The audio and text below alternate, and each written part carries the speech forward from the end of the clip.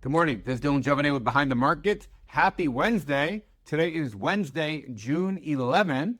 And today I'd like to talk about actually a new report out from GZERO Media. It's not really a report. It's actually a summary, a table of kind of the big picture of the new global arms race. Who's buying and who's selling, how much the world has changed. And this is always one of my favorite topics. And it's not that I love warfare for warfare's sake. I really don't, actually. But geopolitical, great power competition has always been interesting to me as a student of history. And now we've been saying for a lot of years, obviously, the world has entered a new cycle of war. Russia and China trying to flip the international script. They're revisionist powers. They want to revise the world order in ways that suit them. So we see this arming trend continuing, countries arming very much like they did leading up to World War II, World War I and World War II, really.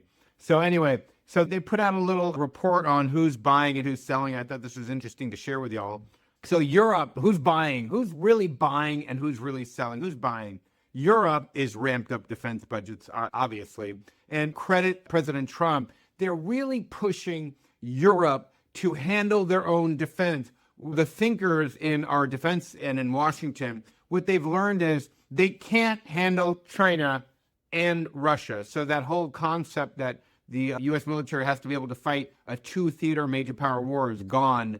We're all hands on deck to face China, as we talked about. So in Europe, Poland's spending grew by 31% to $38 billion. Wow.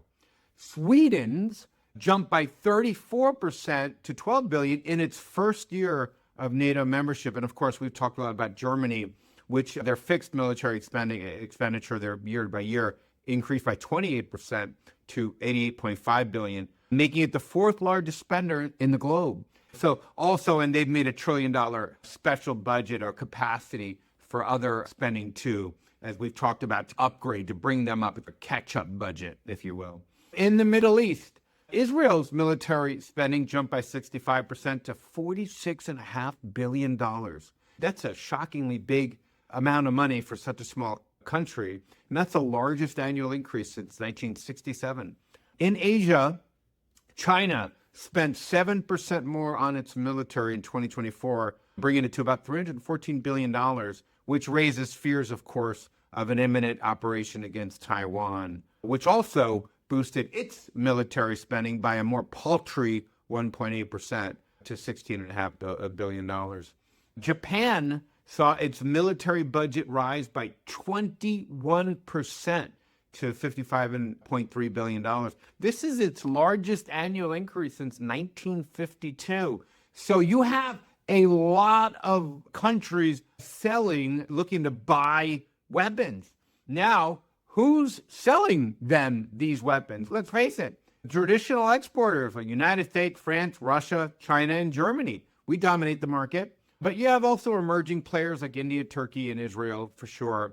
One little side note, notably, Israel's defense exports reached a record $14.8 billion, with Europe accounting for 54% of the sales, up 35% from the prior year. So what's happening is you have one group of countries really rearming, and you have another group of countries, us, Israel, others, Germany, really selling these customers, the countries, all types of things. And we really cover this from a couple of different angles in our special report on the Golden Dome on Trump's missile defense thing. We really added an entire section for Israeli defense manufacturers. And I'll tell you something, in that situation, in that report, what are these countries looking for who are really buying?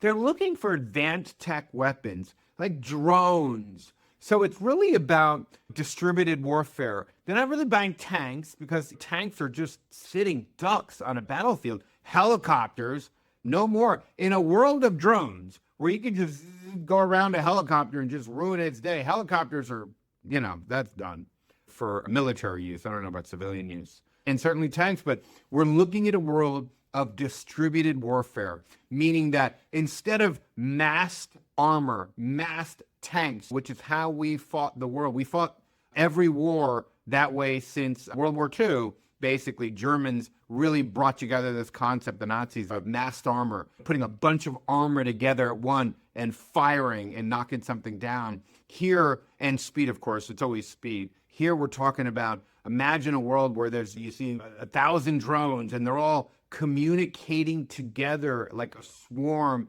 and then they turn their guns and fire at one position at a target. So it's totally a different, we are witnessing the fourth revolution in warfare. It is a fascinating time to be alive. And we cover a lot of the companies selling these. It says the United States dominates arms exports. We cover the top companies that do that. Anyway, that's all I have. Have a wonderful Wednesday. I will see y'all tomorrow.